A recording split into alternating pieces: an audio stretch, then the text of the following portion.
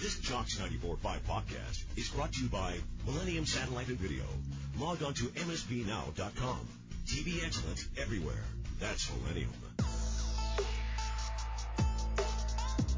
McElroy and Cubelic in the morning starts now. All right, welcome back in. McElroy and Cubelic in the morning. Going to move on to Aaron McMann here in just a moment. It's 9:33, Monday, August 18th. Listen live, jocksfm.com. Apps in your app store. You can grab that, search WJOX. Before we move to Aaron McMann, Greg, tell our listeners about Crocker Moving Services. Well, they're a local company owned by an Iraq War veteran, Eric Crocker. Crocker believes in hiring movers you can trust to complete full background checks and run drug tests on every single employee. These are good guys. And you can trust them in your home. That is your whole home packed up move, your company headquarters moved across country, or you just want them to come rearrange your living room. These guys got you covered. They also do deliveries for furniture that you've purchased and need to get to your home. So call visit them online today for a free quote. The website's crockermovingservice.com. It's crockermovingservice.com. Support your veterans by choosing Crocker Moving Service for your next move. All right, let's go to the Higginbotham hotline. Welcome in Eric McMann. Talk a little bit of Michigan. Been a topic of our conversation here for the last segment or two. You can follow him on Twitter at Eric McMann. Following his work at MLive.com.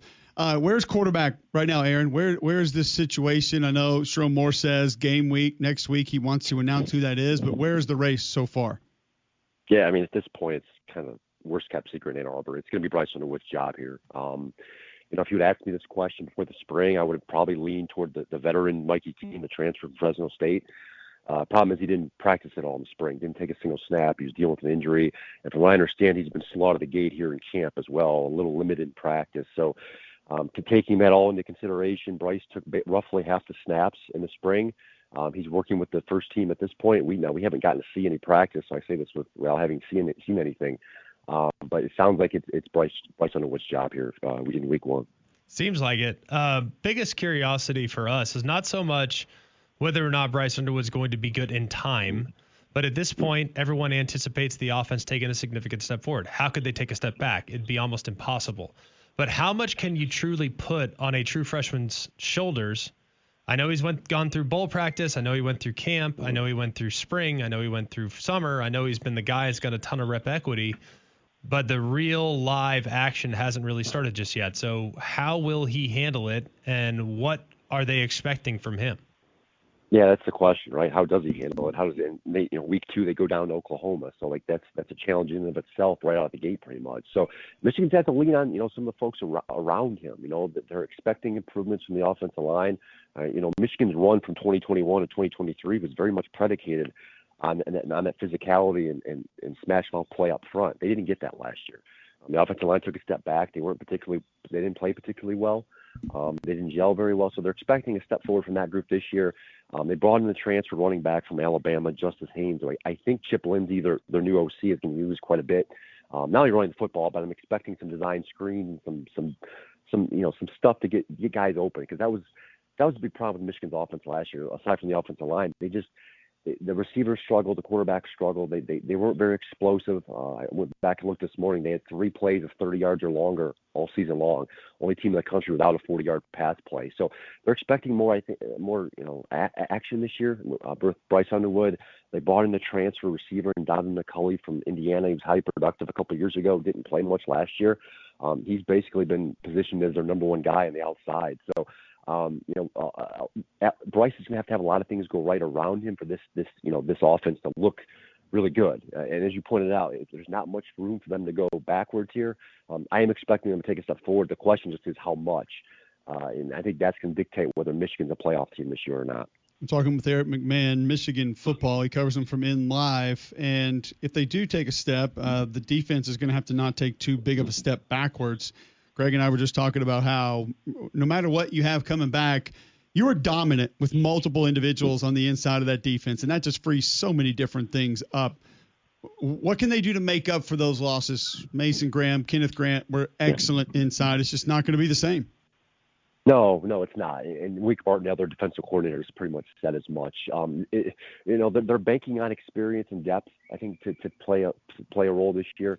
They're basically trading those top line guys, as you just mentioned, for multiple guys. One of the one of the reasons Michigan was so successful back a couple years ago and won that national title in 2023 was, yeah, they had some playmakers on defense, Mikey Sanders still being one of them. Will Johnson was on that team, but they really leaned on the depth. They had multiple waves of guys. They had no problems sending in there. In fact, if you go back and watch the film from the overtime game against Alabama in the Rose Bowl, some of the guys that made the key stop on Jalen Milroe on fourth down to win the game for Michigan were backup edge rushers.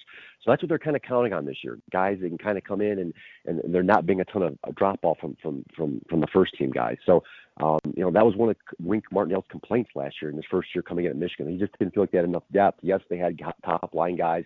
Yes, they had talent. But they didn't have. He didn't feel comfortable necessarily playing them 45, 50 snaps a game, and I don't think you're going to see that this year. They're talking about 10 guys up front. They feel like they're comfortable rotating. They've got experience at linebacker, and they got a lot of guys are kind of plugging and playing, trying to figure out in the secondary. So while this Michigan defense may not be as good as last year, I just don't see much of a drop off here. They have the depth, they have enough experience, they have enough, I think, guys that have been in the system long enough where, and look, Michigan finished last year very well too, and obviously they beat Ohio State and then they beat Alabama. That wasn't because of the offense, that was the defense. So I think they're, in a way, they're expecting to carry some momentum from last year.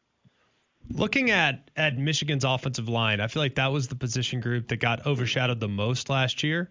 We talked so much about the quarterback and the inconsistencies they got from that position. I think we talked about the running backs at length. I mean, what do things look like if Mulling doesn't become what he became as the season went along? We talked about the defense and their greatness at all three levels at times last year. But what we didn't talk about was the inconsistency we saw along the offensive line for the first 10 games of the year. Hoping that that's a thing of the past, how much better can that group be across the board? Yeah, I think it can be better. The question is just how much. Last year, they really lacked leadership, lacked cohesion, and you got the sense early on that was the case.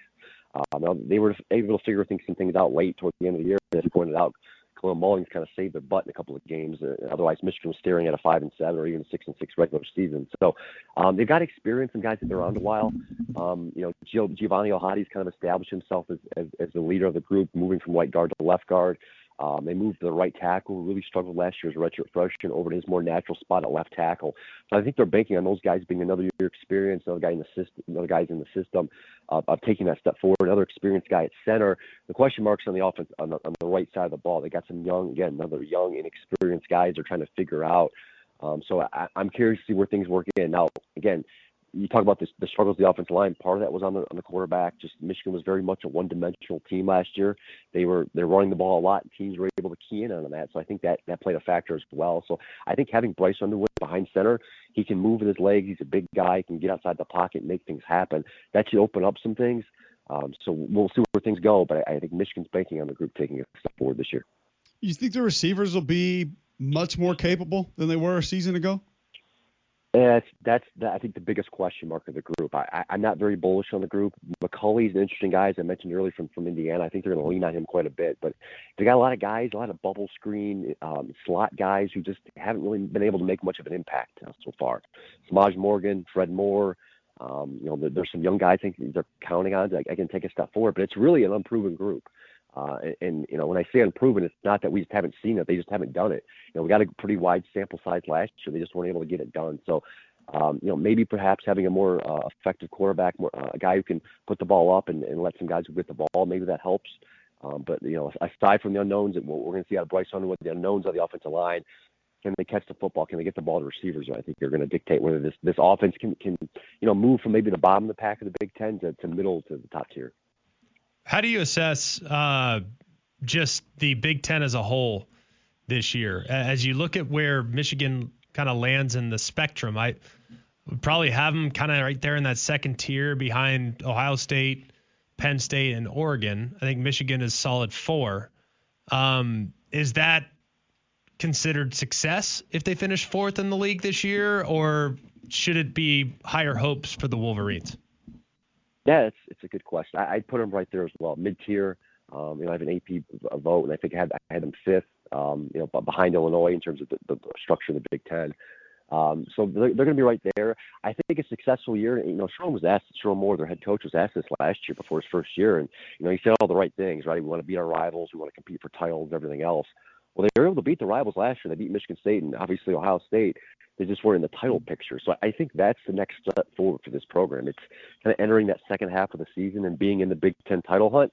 And then, again, at the end of the year, being in the title hunt for the playoff spot.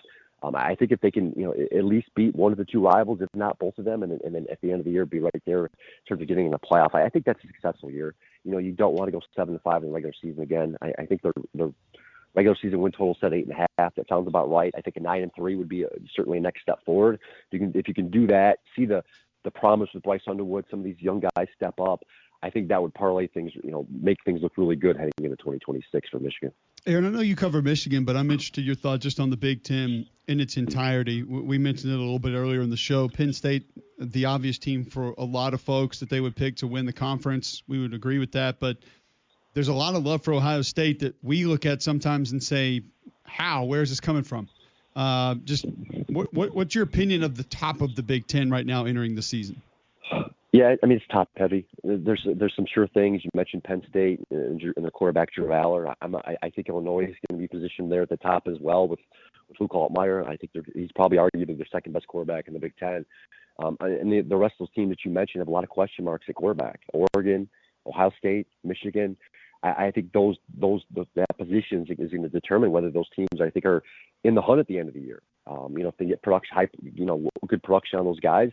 I think you're going to see a five-team race. If not, I think there's a potential here for Penn State to run away with this league. I know that's weird to say given James Franklin's past and Penn State's past, but just a lot of teams bubbled at the top, but a lot of uncertainty for maybe the first time in a while. I can remember in the last couple of years you had an idea of who the top 2 or 3 teams are going to be, and then there was a severe drop off. This year, I could see any, 4 or 5, and we didn't even discuss Indiana, what they look like coming back this year. So I think there's 5 or 6 teams that are in the running to really win the conference. But I think right now, if you ask me to make a team, put money down, it's certainly going to be on Penn State, given the experience and just the talent at the top level there. Aaron, we appreciate the time, man. Thanks for hanging out with us, giving us some insight into this Michigan football team as we approach kickoff. What's the vibe after all the NCAA stuff? What was expected? Not going to be as big a hit as people think. What's the sort of general consensus on the fallout from the NCAA's ruling on Friday? Yeah, we haven't had an opportunity to talk to anyone yet. I think we're expect to talk to some coaches later today, but I got to think Michigan's happy to move on. I mean, this has been going on almost 2 years now. There's been, the program's been driven through the mud a little bit. There's been a lot of stuff said, a lot of speculation, everything else. At the end of the day, I think they're ready to put this past them. Someone who's covered this thing for the last couple of years, I was ready to get it over with as well. It was the speed at which the investigation ran. But, in terms of the punishment, it was about what it was expected. I don't think realistically anyone in Ann Arbor expected vacated wins, expected vacated titles. That just isn't something the NCAA does at this point. And I think working against the NCAA in this investigation was that many of the main movers and shakers, Jim Harbaugh, Connor Stallions, et cetera, are no longer inside the program. So then the question becomes, what do you do with if you're the NCAA, what do you do with this group that's left? Sharon Moore and these players, some of which weren't even on that team a couple of years ago. So, they're gonna pay a fine. They got hit in the pocketbook. I think at this point, given the NCAA's ambivalence to vacating stuff, I think the next best thing is hitting it where in the money aspect. They're certainly going to do that. Michigan's expected to pay fines upwards of $30 million over the next couple of years. So we'll see where things go. How Michigan recovers as a program remains to be seen. Right, Sharon Moore's in the second year, didn't have the best first year. He's made some changes at the staff. He made some changes with the roster. We'll see where things go. But certainly Michigan's positioned, just from a roster standpoint, to be competitive here the next couple of years. Aaron, great stuff, man. Thank you very much. Appreciate the time, and look forward to catch up with you again soon. Yep, thanks, guys. Aaron McMann, follow him on Twitter at Eric McMann. Find his work at MLive.com. Covers the Michigan Wolverines. Surprised? He says Bryce Underwood's the guy. That's it. I mean, we're not surprised he's going to win the job, but no surprise that he's kind of got this kind of a grip on it. I guess I want to say this early in camp still, but we thought this was one with Mikey Keene and his sort of, I guess, leadership, his game experience could at least carry this into the season. It doesn't sound like that's going to be the case now. No, but I also think Mikey Keene's a little limited from a skill set standpoint. I think he's had some good moments. Granted, it was a Fresno, but there have been some good moments. But I think Michigan probably, if they're being really honest this year, probably know that best case scenario, become a fringe playoff team. If they can compete with Ohio State, if they can get to a 9-3 potentially, to just get in the mix would be massive. We all know that week 2 game at Oklahoma is going to be a tough one. We know the games that they have on the schedule against like Michigan State, who should be improved, Ohio State, which would be a challenge, a few others. Like 9-3 would be a heck of a year, and then you're at least in the playoff conversation. If you get there, then you're in good shape. And I think if we were to fast forward to next year with some of the pieces coming back, they'd probably be among the favorites in the entire country to win the national championship. So I think most people probably look at it and say, all right, maybe not this year to win it, but maybe next year to make a run, because our quarterback will be year 2 in the system and we'll have a lot of pieces back around him. And maybe people flock to play at Michigan by way of the portal to be with Bryce Underwood.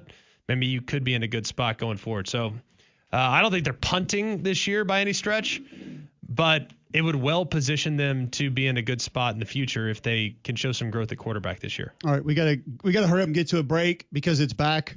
Bad box score of the day. Our chosen sons will make a return next right here on Jocks.